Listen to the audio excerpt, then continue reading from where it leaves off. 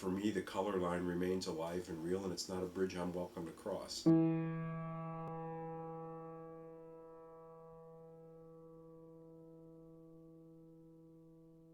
I think I just grew up with it. It was everywhere. I grew up in working class parts of Detroit and Chicago, and race was toxic. Race was fire, and the N word, nigger, was everywhere. Did you use the word yourself? Probably did. Um, and it was so common, I wouldn't think anything more of it than I would think about using apple pie or mom. The word, I don't think, carried a racial charge with me as a kid. I mean, that, I know how naive that sounds, but it was so common it didn't hurt.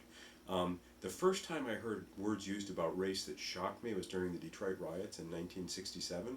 I lived in a blue collar area on the east side. There were a lot of white men sitting on their porches with guns.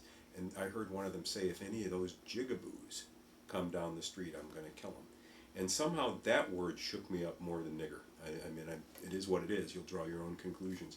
But that was the first time that I was aware of just how much racial hatred there was. And it's a funny sounding word, but it was jigaboo rather than nigger that caught my attention. What about in your role as an attorney? Was the N word something that you would hear in the courthouse?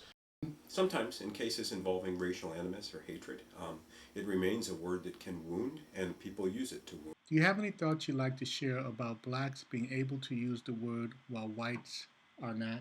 Yeah, that kind of bothers me. I represent a lot of people of color. I have black friends, and I'll hear them refer to one another as a nigger in an affectionate sort of way. It's not a line that I would dream of crossing, or if I crossed it, I'd worry that it was misunderstood. So I'm a little envious when I see the way it's used to create a bridge over a gap. For me, the color line remains alive and real, and it's not a bridge I'm welcome to cross. And I know that I'm on the side that benefits from the color of my skin in this society, so I guess I shouldn't complain too much. But when I hear it used as a term of affection, I wish I could use it that way too.